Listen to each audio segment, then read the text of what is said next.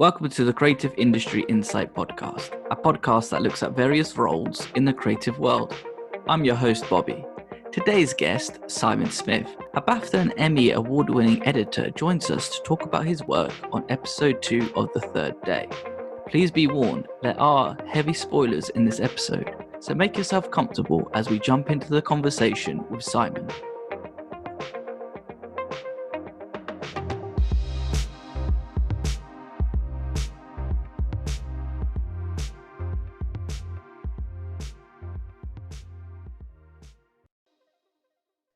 Thank you for joining me today, Simon.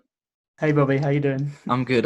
Thanks for coming on, and I'm excited to talk about your latest project, the second episode on The Third Day. I think we should warn people as well that potential spoilers, so that let people watch it first and then come back to us to sort of hear about your work on it, really. Yeah, for sure. No, it'll be more fun that way. It won't make much sense otherwise. It won't be a spoiler, it just won't make any sense. Yeah, exactly. Well, the show is a little bit confusing, but that's the whole point of it. It's let the audience piece things together and slowly put clues together. It's one of those where you might have to watch twice to pick up on things that you might have missed the first time around.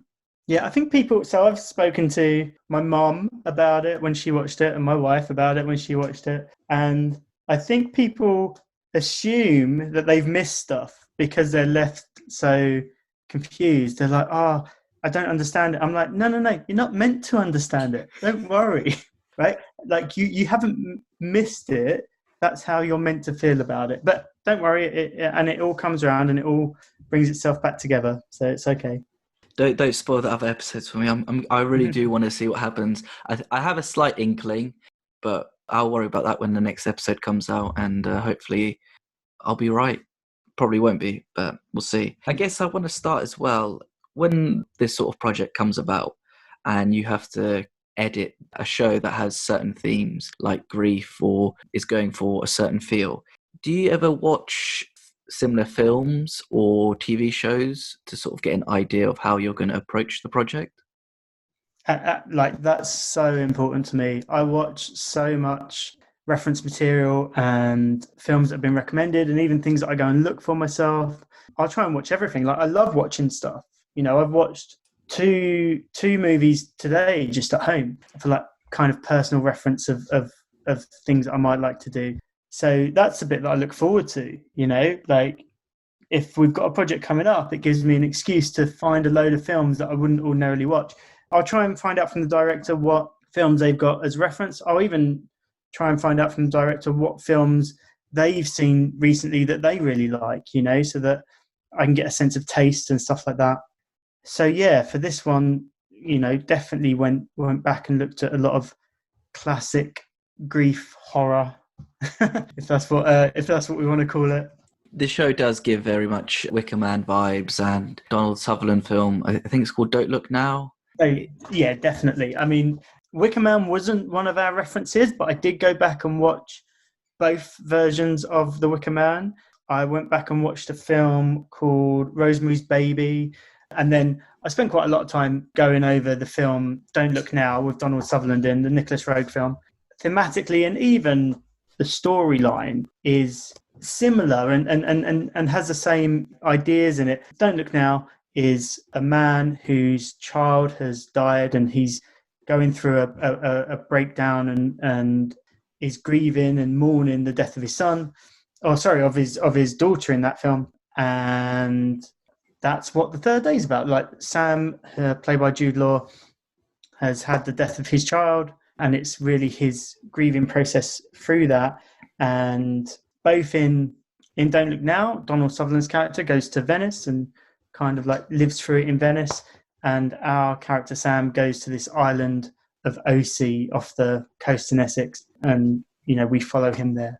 But yeah, so those were like, you know, really key references for us. And, you know, an incredible film. Don't Look Now is a brilliant case study for editors especially. Well, having discussions early on with directors, do you sit down together with storyboards and he sort of say, okay, this, like, go through the script beat for beat, being like, okay, so this scene, I want this take to be a minute long, and then we'll cut it here and then go from, and so on and so forth? No, like, I've not had an experience like that. On like a lot more of the time, you don't really spend that much time talking about it. You might have a meeting in the interview where you discuss what I'm interested in, what they're interested in, and then you might have another chat after that. But you certainly wouldn't, go through the script beat for beat. You kind of pick that up from the rushes when they come in each day. But on this project, the third day, it was a director called Mark Munden, who I've worked with a lot before. So I first met Mark when he directed a series called Utopia. So Mark Munden has helped me with a lot of my career progression. So on Utopia, I was the assistant editor. And then when they did Utopia Series 2, and Mark did that, they bumped me up to assembly editor.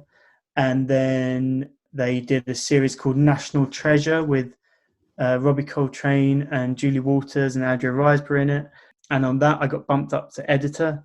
And then Mark did another series. He just did an episode of a anthology series called Electric Dreams. And I went and worked with him on that. Then the third day came along. So I've known Mark now for probably 6 or 7 years professionally working together. And it was great to have that opportunity to work with him again. And like, he phoned me up and he told me all about the project really early on, like told me what the themes were, what his ideas for the project were, just over the phone. And it was one of those calls where I didn't know it was coming. So I think I was like outside just pacing around and like on the street in London, like trying to take all this in and remember all this stuff that he's saying. And then when we started filming, Mark has a relationship with his editor, any editor who he works with, where he calls the edit every day. So he'll phone us up either on his morning on his way into work or on his evening on his way home from work, and we'll talk for maybe half an hour to an hour about everything that's been shot that day and what he thinks about it and what I think about it. So that's kind of how those conversations happen with him. It was very sort of a hands-on approach by him. Basically, it sounds like a director who's very well prepared and knows what he wants in terms of sitting down and discussing things after a long day of shooting as well. Yeah, I guess he does. Like he has a big, he's brilliant at knowing what the project is. But I experiment more with Mark, than anyone, and we sit together and experiment together. So his process, every director is different. The job before was the complete opposite. Mark's process is that he will expect me to have watched the dailies. He'll call me and say, how are the dailies? What did I think of the dailies? And then I can ask him a bunch of questions. I've made notes of things that I want to talk to him about from the dailies. When I tell him that, then that evening he'll go home and watch the same dailies that I've just watched. And he'll make, I haven't got them here, I don't think, but he'll make handwritten notes for every slate and take, what he likes about every single slate and take as he's watching it. Then he'll take a picture of that with his phone and send it to me as like a scanned document. So then I have every day, because a shoot can be quite intense. And if you don't do it as you go along, you never have those thoughts or headspace to do it later, to catch up. So we make sure that we do it daily. But I'll have a reference of what he's thinking, what takes he likes, why he's doing stuff. And then I kind of piece it together. And then you get the next day's rushes. So you have to keep on that conveyor belt.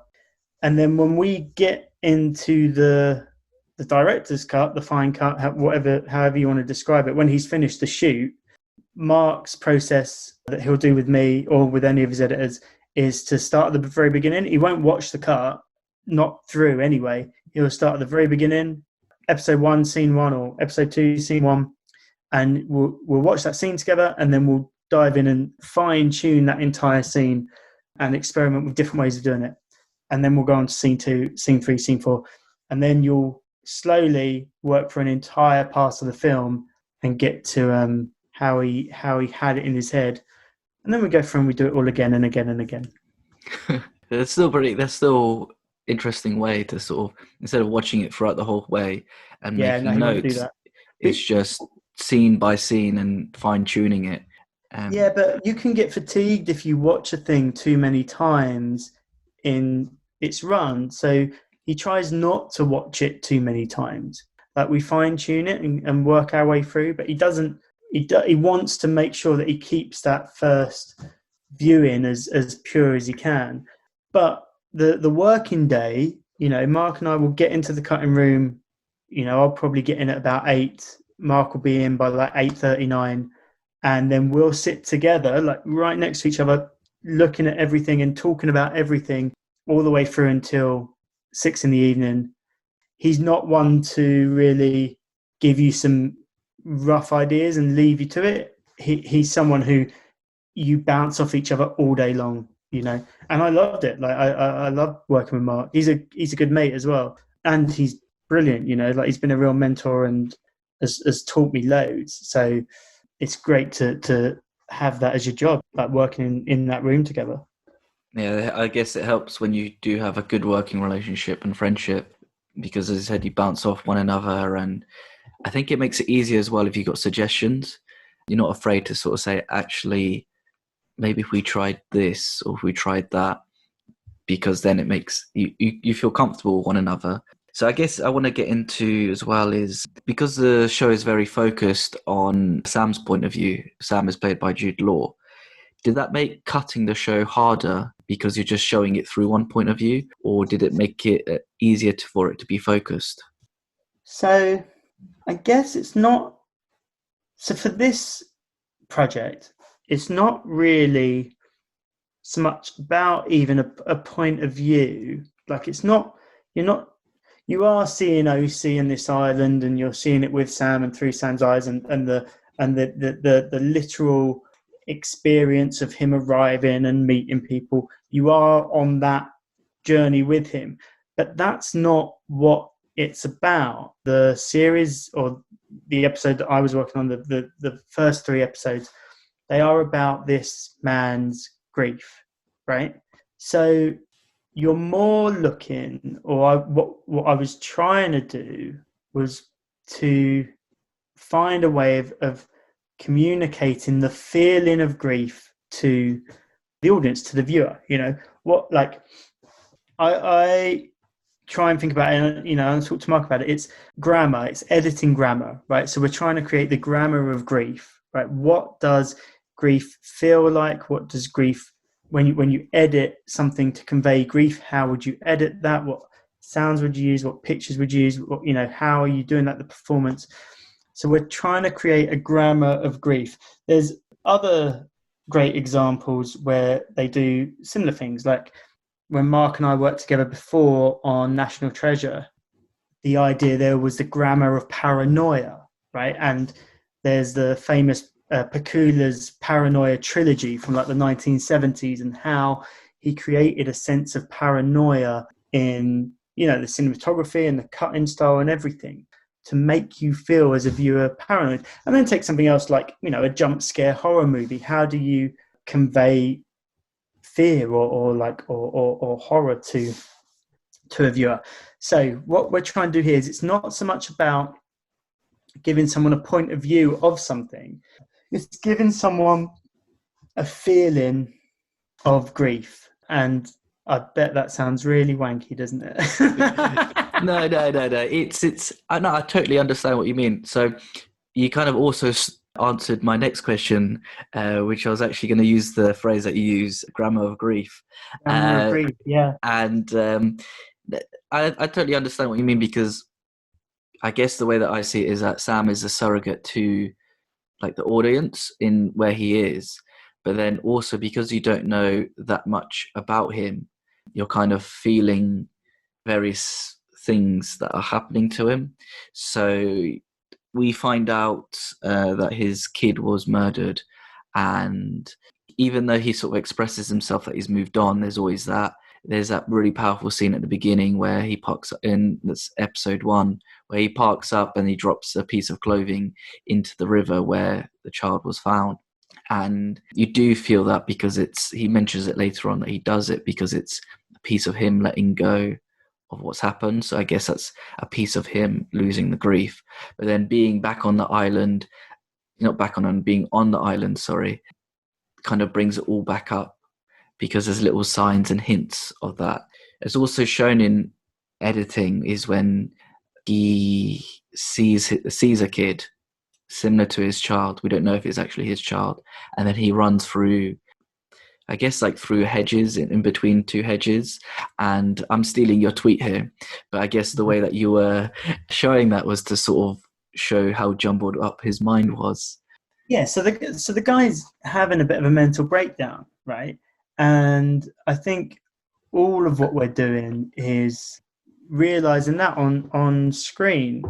So now, Don't Look Now is a fantastic reference for this. You do the same with Donald Sutherland's character. You kind of see him going a bit mad, and you start to doubt everything. You don't know what's real. You don't know what's not real. You don't know what is there to make you have these nightmares or these thoughts. And the third day, Dennis Kelly, who wrote it, he's come up with this incredible script where actually Sam's mental state leads into the real world as well, right? So not just is he chasing this little boy around the island in search and mourning of his dead child, but there's a bit at the start of the episode where he's having this nightmare and these visions of this like camper van, and then later on in what we assume is like the actual world, he comes across this camper van, that he's been having these nightmares about. So you start, and this camper van that he comes across has got these like artifacts from his dream, this padlock that was on the door and stuff like that. So it's this blurring of what is real and what is happening and what is part of his mental experience. Now I feel that we wanted as well, you kind of bounce around the island a bit when you're watching, especially episode 2. There's a scene at the end of on Sky in the UK. It's in parts, advert breaks. In America on HBO, it's just one long feed, I think. But at the end of part 1, we just find him in this forest, and he's just wandering around this forest. And then actually he disappears behind a tree. Sam, like Jude Law, Sam walks behind this tree and he's gone. And that is another part that it's like, did that really happen, or is that just part of his mental state? Is this literal? Is this him exploring an island? And really, to me, whilst it is part of the story and he is exploring this island, these are all representations, artistic representations, filmic representations of his own mental state, and him kind of like moving around this island and having these moments. And you mentioned the bit where he's running through the bushes and then suddenly he's in this open field. We just cut and he's in this open field. It is meant to be that the island is real and he is there, but the island is also a metaphor for his mental breakdown and his mental state at that time. And all of that is what we're trying to do with the editing. But that's the thing as well, is when you have 3 sort of processes when it comes to the story. So you have what's written on the pages, what you have presented on the screen, and then what you have in the edit. Because I'm guessing this wasn't shot in sequence. When you're bringing it all together and sort of mishmashing it, it's kind of, even though the writer and director have decided on how it looks and how it feels, I guess it's down to the editor to sort of really finesse all of that and to serve the story and then be faithful to what's being adapted. Yeah, of course. I mean, like, it's not that different from how it was scripted. Dennis wrote an incredible script, and Dennis also wrote Utopia, which I worked on with Mark many years before. Like, I think we probably cut some scenes out for time more than anything, but it's very much in the order and it's very much as it was written.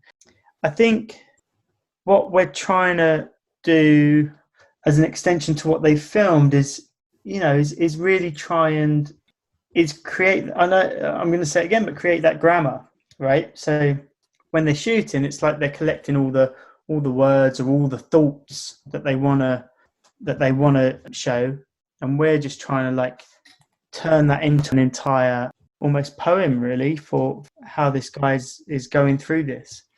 I loved it. I loved that creative opportunity to do that and to explore these things. And we were pushing it all the way up until the very end. And I don't think it ever got to a point where we're like, okay, we found this now. We were always trying to find, can we push this further? Can we not do mad shit for the sake of doing mad shit, but like, what else can we do that is out there and further and takes what we're trying to do further?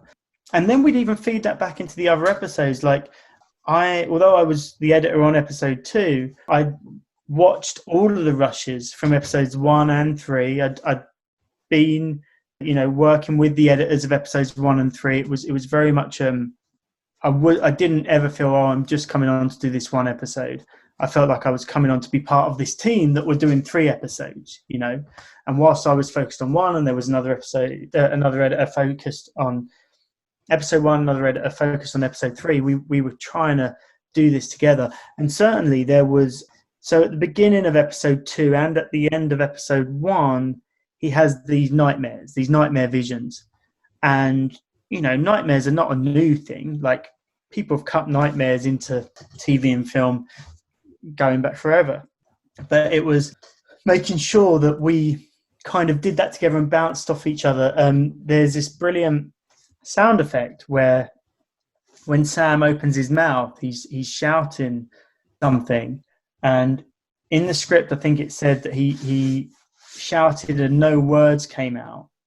And when they recorded it, I don't think he had any words coming out.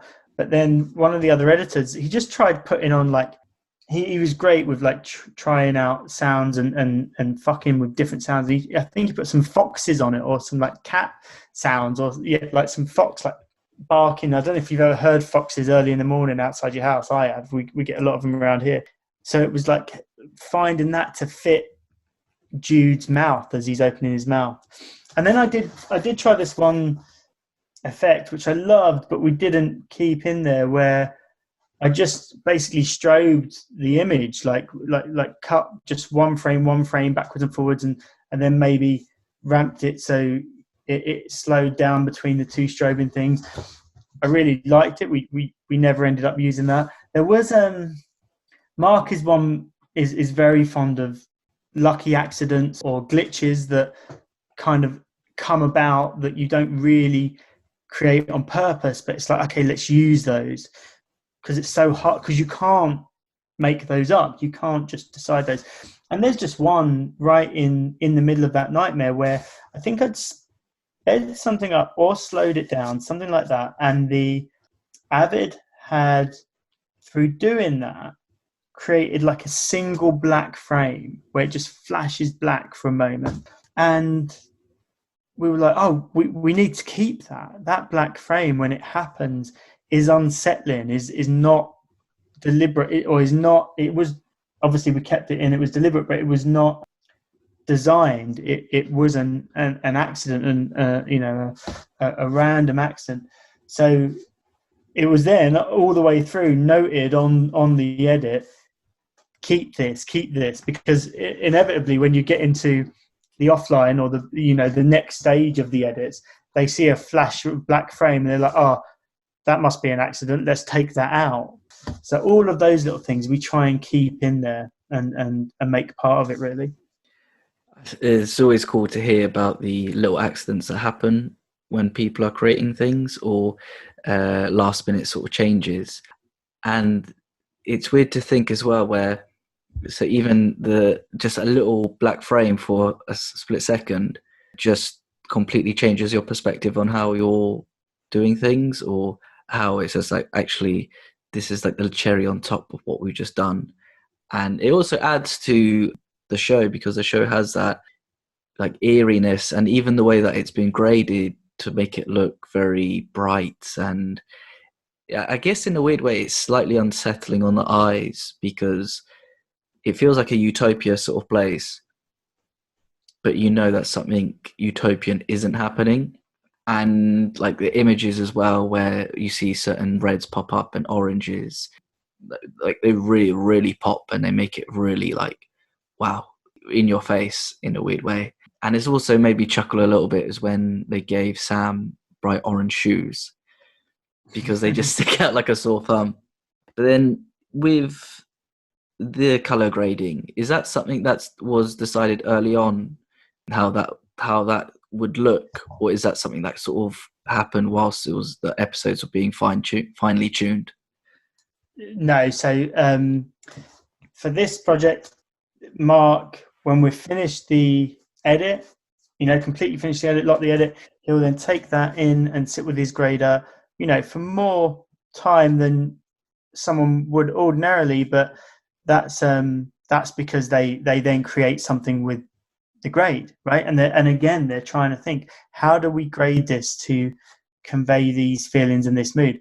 And the grade on this blows me away. Like, I think it's incredible and so out there and so crazy, and does exactly what they, that intention with it. He works with a colorist called Aidan Farrell, who's one of the best that there is. Aidan also worked with us on the series Utopia, and it's funny because even now, however many years on, people still look back at Utopia and the color palette and the way color was used in that show, and it's still referenced, and people loved it so much. So when I heard that Aidan was doing this as well, I was super excited. But as an editor, therefore, I kind of don't really get involved in this part of it. It's kind of like, okay, this is going to be completely nuts and completely out there and like nothing you've ever seen before. And they go and do that for several days. I mean, I hadn't seen it. I hadn't seen how it looked finally until I went to a cast and crew screening. And I was like, wow, this is amazing. There's one scene, they go into the woods and they're high on LSD. And Mark did show me a cut one point when they were doing the grade. And I think they sent it to me to like review a mix or something like that. And in that one, like all of the leaves in all of the trees while they were tripping were like this luminous pink color, like super magenta pink. And I got it and I was like, whoa, I didn't see that coming. That's amazing. I love it. And then Mark was like, oh, no, that was just an experiment. That's not how we're going to do it. And then like I see it again. It's like, oh, they've done it another different way. They've now gone for this very dark green, but like with lots and lots of blue in it as well. I love the greens in this. So Utopia many years ago was all about the yellow. People actually got obsessed with the yellow and would try and decipher what the yellow meant. In this show, the thing that sticks out to me most is the green, and how the greens are kind of like tinged with this very striking blue as well, especially in the trees, especially in the forests. And that to me is the colour of the island, really. And then Mark's also, he's made lots of things go very, very black and white. Like all the skies are very black and white, or that shot in episode 1 when he's down by the river, I think all the water is black and white. He's taken all the colour out of that. And I think that too is working towards this sadness and grief inside of Sam, our protagonist. That's quite a cool insight though as well, how that works. I really hope they do some before and after frames and put them on a website somewhere. Aidan, I hope will win awards for this color grading. I think it's so brilliant, and hopefully we'll see somewhere an article on the process. I've got the ungraded QuickTime. I know exactly what they look like before and after, and I've even sat there and compared frames and been like, wow, they've really pushed it there. And that's down to many hours poring over it and tweaking it and finding their almost like house style for these episodes. The LSD scenes, you're kind of walking around and just like, wow, like this looks gorgeous. And I guess that's what you can imagine it's like being on it. And especially if you're in a forest area, and when you talk about it's like how it's like a dark green, but they still pop in a weird way, and little bits and bobs that like pop up as well, and the browns that they use at the end when you see the mask. It's weird to say because it's I guess air quotes muted, but it still looks really crisp and nice sort of color. Curious to know about as well is like there's a number of longer takes where dialogue happens, and usually you would cut it with over the shoulder, back and forth. But what I noticed in episode 2, that doesn't happen that often, and if they do, it kind of they'll pull people into focus, or they'll focus on certain parts of the actor's sort of body. So you'd see their eye and their ears. Does that make it easier for you to pull things together, or is it just more another, I guess, stealing your phrase, creating another grammar of the story? And do you ever get lost in those performances when you're cutting them? I would say we spent as much time editing those single shot scenes as we did on any of the scenes that have got lots of coverage in them. Right? It didn't make my job any easier. We spent a lot of time on them. So I'm flicking through them now. I think there's like 5 in episode 2. These 4 or 5 like long speeches between Sam and Jess. Right? So I'll get usually, I don't know, maybe a dozen takes. Some of the takes might only be the beginning and they might stop before they get to the end. Some of the takes they pick up halfway through and then they go to the end, so they're not complete either. So we might have some starts, we might have some ends, we might have some entire speeches, and Mark will like grade those, which ones are his favourite, and I'll grade those, which ones are my favourites, and also we'll grade which bits from each one are our favourites. So we might be like, this one's great on these lines, and this one's great on these lines. Then once we settle on, and in the various versions of the film that we'll come to, these change, right? So this isn't like, it's not like we settle on it at the beginning. We might settle on one, and then in a later review we'll go back and swap one out for a different one because of how it weights the film overall. But we'll settle on one and we'll put it in. Then whilst working with Mark on National Treasure, we started using this tool, the edit software, that allows you to grab a moment and make it as short or as long as you want. So lengthen it or speed it up, right? And you can do it in a very tangible way in the software, where you literally just stretch out the bit of the clip, right? And as the more you stretch the clip, the longer it is, the more you squash it down, the shorter it is. So on your timeline, you're stretching this up and down. So Mark and I will go through the entire scene, and we will fuck with that so much. We will add pauses or speed things up between the words, between the breaths, between the moments, loads, right? So the duration of that. So it's in National Treasure, when we did it, it was often during quite tense arguments between two characters, and we would be trying to speed things up, but without speeding up the dialogue. We'd be like nipping basically frames out, just pulling frames out to get that to work. So you do that process, then you find that the image, if it's handheld, and usually it is, obviously the handheld nature of it will speed up during those fast bits, right? So then what you have to do is go through it and stabilize those bits so that it doesn't feel sped up, that the movements of the camera are not sped up. Then another thing we do, we're shooting in 6K on this. Mark tries to shoot in the highest resolution camera that he's got available, really. I remember on Utopia we were shooting at 5K, even long. This was before anyone was doing anything like that. So Mark will shoot in a very high resolution to allow him to tweak.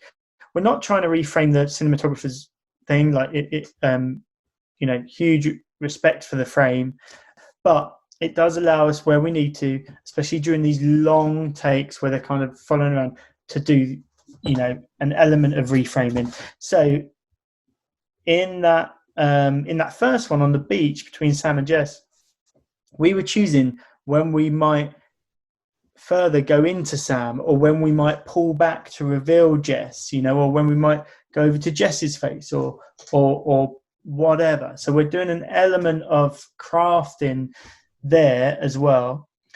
Then we will also sub in audio takes from other takes. So if we like the way that Sam said a certain phrase in one take, we might grab that bit of audio and squeeze it into our chosen take because of the cadence or the intonation or whatever, the phrasing of the word. Then sound effects, we're working. Mark is very big on where you put bird sounds, where you put nature sounds, where you put insect sounds, how we use those, what birds we're using, water. Like you won't notice, I'm sure no one will notice, but during that first, I think it's during the first one where he talks about his son, as he goes into the story of his son, we strip all the other sound away, even the sound of the waves on the lapping of the waves. I think it's in that scene, kind of disappears away, and then it comes back in later. But it's to really take you into his story. In terms of seeing the other character, cutting around to see the other character, I did say to Mark, like, do we want to see Jess at this point? Do we want to see Jess's reaction? Our conclusion was no. We want to just be looking at Sam and just hear this story. And actually, the first time he tells it, when he tells the story of what happened with his son, he's very unemotional about it all. This is a story he's told 100 times. He's almost got it down on how he tells people my son was murdered. So it wasn't super emotional from him. We had emotion from her breathing and her sighing and her tears or sadness from hearing this, but it was very just zoning into what the story he was telling us was. So in those long take scenes, I'm still getting my day's work. Okay. I guess as like average viewer, you probably watch that and be like, oh, that's quite easy. Just drop it on to that's the easy timeline. For an editor. You pick the best one. Yeah, there you go. Oh, it's 10 o'clock. I think it's home time.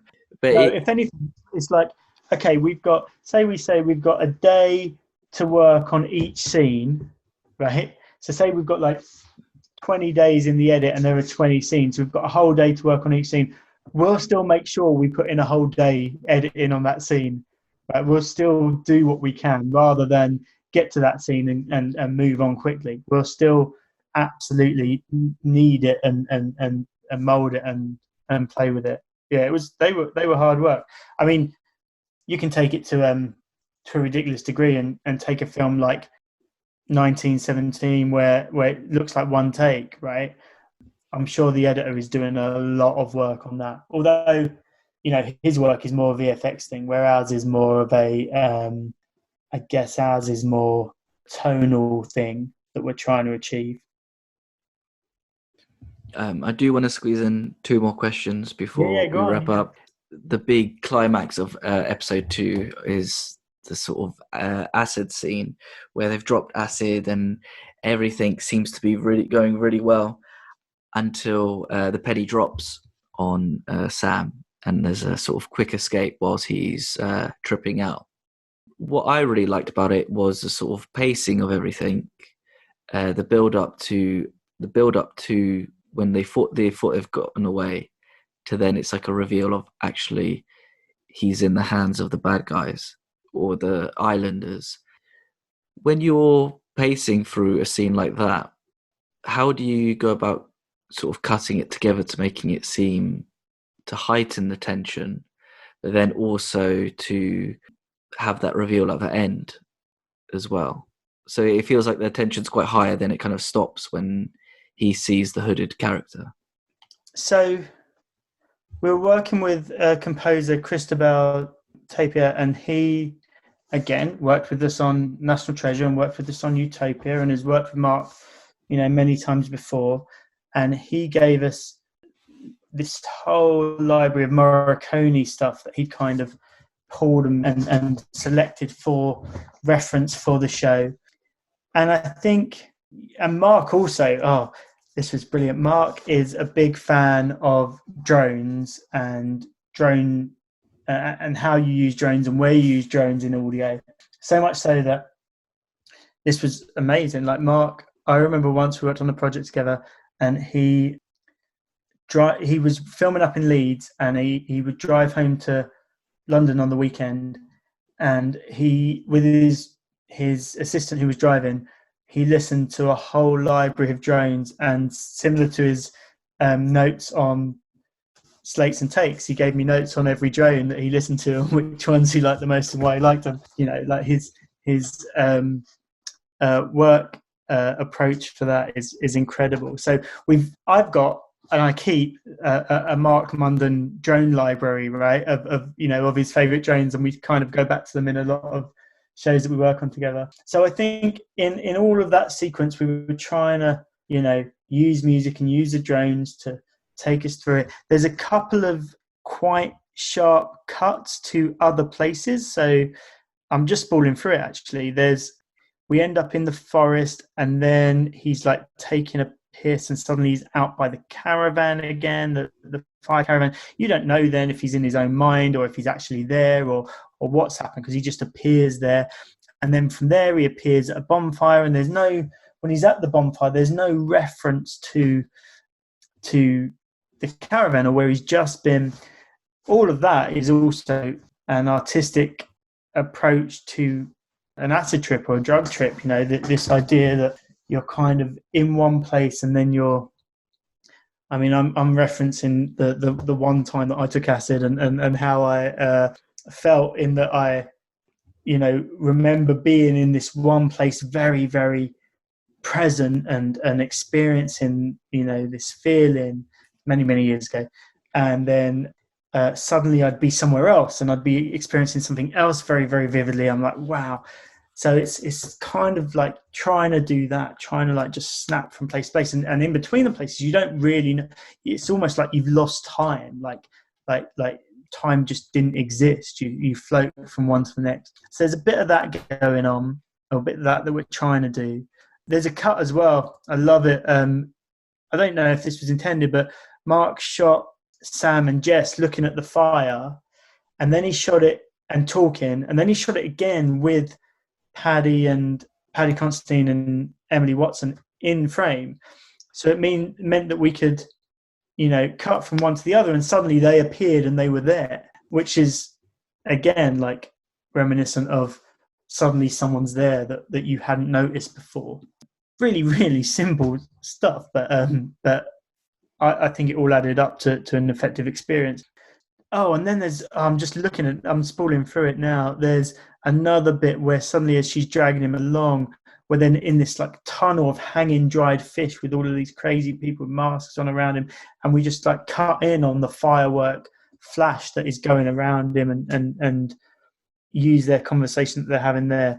So all of those jumps and feelings of being unsettled were obviously like all very deliberate in how we stitched that together and how we tried to create and convey this hallucinogenic and drug-induced state. Does that answer your question?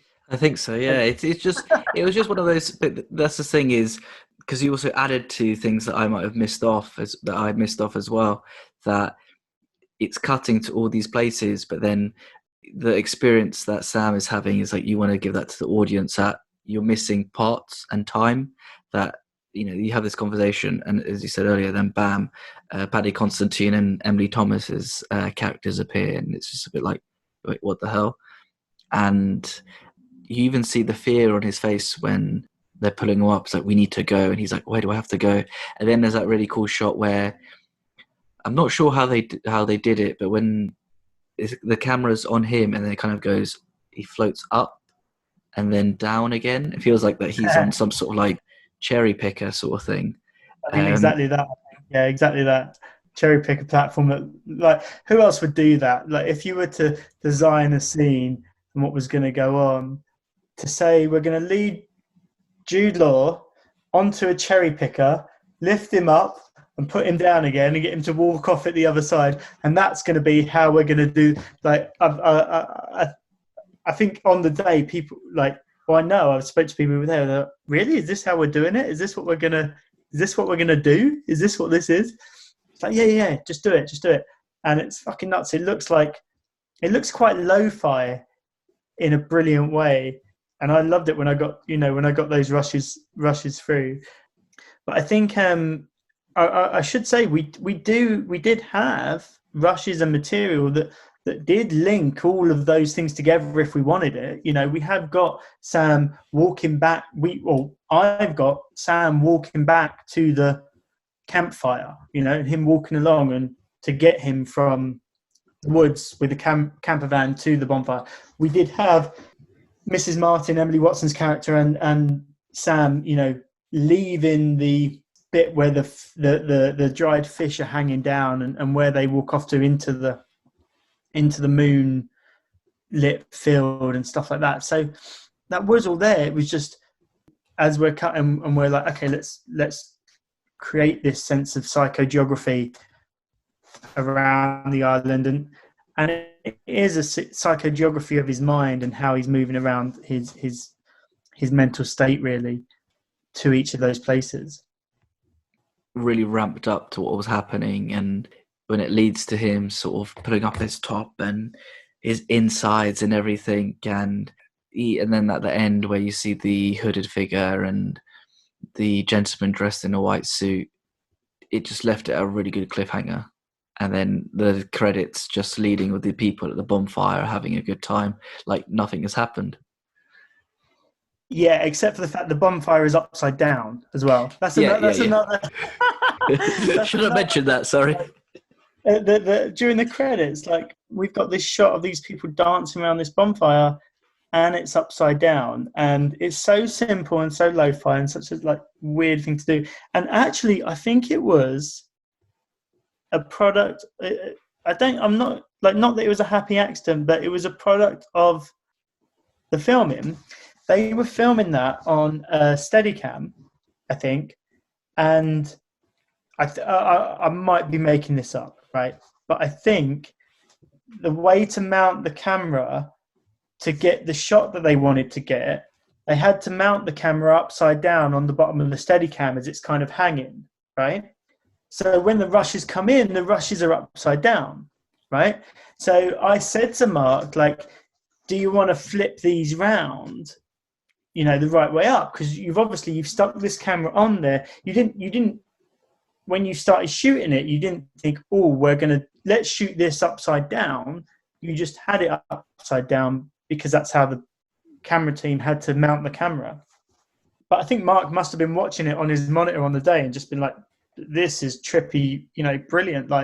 Let's use this. And we called it the jellyfish shot because it's meant to feel like this, almost organic jellyfish with all these tentacles that are hanging down from these people.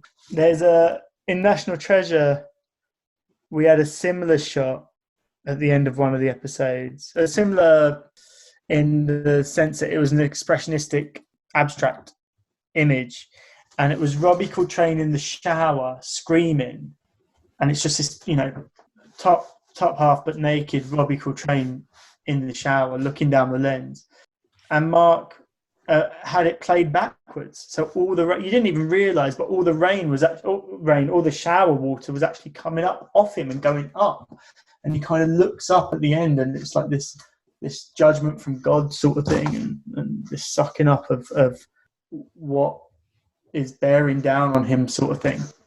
And I remember constant conversations during reviews, are we keeping this shot in reverse of Robbie Coltrane in the shower during the credits? Are we going to keep that? And similar on this, are we really keeping this shot of these upside down people at this fire for the credits?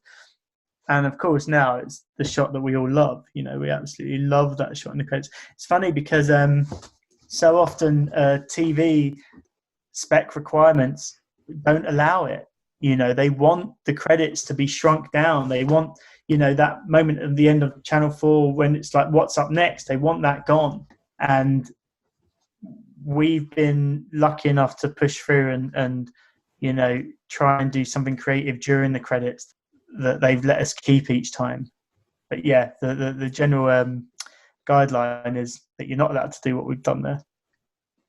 Sometimes you need to break the rules to create something cool, right? Yeah, for sure. I mean, it's not breaking the rules for the sake of breaking the rules. Even it's just I feel that, and you know, I guess I really want to end by saying that, like, we do all these things and we experiment in all these ways, but I really hope it's not just for the sake of weirdness and fucking things up. It's always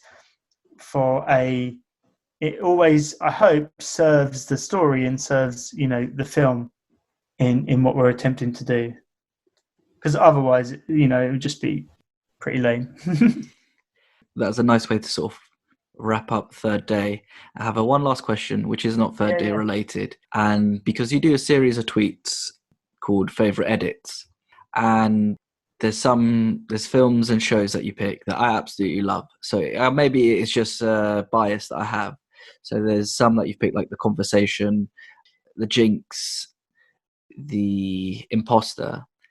And yeah, I just love those choices. I love everything sort of about those shows, and especially The Jinx, where the one that you posted is a massive spoiler of it, but it is one of those where it's a happy accident that somebody had just found that clip by logging everything, and it was actually, I'm not going to say what it was, but it was just a sort of like, wow, I can't believe they were sitting on gold.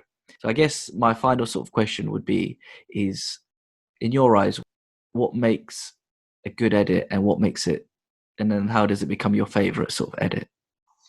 Yeah, like it's a great question, and it's a question that I'm trying to answer with that series of tweets. There is, amongst editors, there is this conversation, right, that it's very hard to judge editing, right, because you don't know as a viewer what they had to edit with, right? Actually, some edits would be very easy because the material that they've given makes it very easy, whereas something that you might not give any artistic merit to at all was amazing what the editor did because of what they've done in the edit suite to make it into what it is. So that is a conversation we all have, and we're all very aware of. You can't judge an edit without judging the rushes. But then I think about that a lot, and I think about the craft quite a lot, and I love the craft, and I love seeing what other editors do, and I think I really do take that stuff in when I'm watching stuff. And this was a way of me really just cataloging these ideas and these things that inspire me as an editor, like, so that when I sit down and work, I can try and hope and aspire to do something as well as these other people have done it. And it's finding things. I try and, in that series of tweets, I'm trying to find things that really have been, or I feel have been done by the editor. Right? I'm trying to give a bit of praise to the editor or to the editors and acknowledge where it is that great editing's happened. I guess I was inspired as well. There's a brilliant series of tweets called One Perfect Shot, which is, GIFs of single shots from films, like the duration of the shot, but single shots. And I think for a cinematographer or for a director or even for an editor, for a film fan, that is something that everyone can really love. There's also script pages, brilliant dialogue, brilliant writing. I really wanted to, even for my own benefit, so that I can learn, and so that when I sit down and try and edit something, I feel empowered to do these things.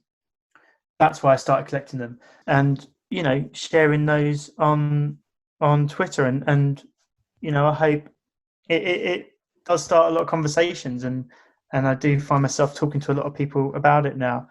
I feel, hopefully, that the reason I do it is to try and learn more, and by looking at these things, become a better editor myself, really. I like that you're dropping knowledge for people as well. But then there's also you're giving praise, as you said as well, you're giving praise to an editor or editors. Then also you're kind of introducing new media to people that they might have not seen before, or like certain films that people might have no idea about. And then they go back to watch it, and then there's stuff that they can learn from it as well. I think it's something like The Conversation, which I personally think is a very underrated film. And I know in that sort of... won some Oscars.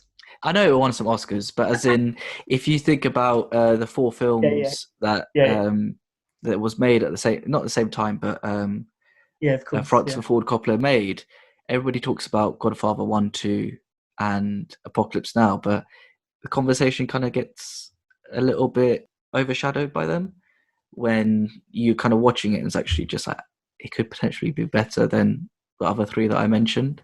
But no, it's really cool to sort of get an answer of what the idea behind the favorite edits, and sort of get an understanding of each show or film that you tweet out. So, and I guess on that note, I would like to say thank you so much for your time, Simon. Cool, Thank you for discussing and coming on and talking about the third day. It was really cool. It gave me even more insight, and I think I might go back to watch your episode again, just to pick up on little things that you've pointed out and what you said. Well, let me know when you've watched episode 3, which is, so the series is kind of split into 2 chunks of 3 episodes. So this is like the middle of the first 3. So yeah, let me know when you've watched the third one, the third day, and then see if you've understood any of it. I'm sure I will. I think though it's building up to something, and I think that something is going to be something exciting and interesting, and I think I've predicted it. I don't want to say, because in case I might spoil it. And I think from your, and because I can see your reaction, I don't want to. Yeah, I don't want to spoil it. I love the show. I'm as much a fan of the show as you know, a worker on it. I think what they've done with the other episodes, and what Dennis has written, and what, you know, Mark, and then Filippo, who directed the second block, it's my kind of telly. I'm very lucky that I've been able to work on my kind of telly. No, that's great. Again, Simon, thank you so much. Yeah, thank you again. Cool. Thanks, Thank man. you very much. Bye-bye.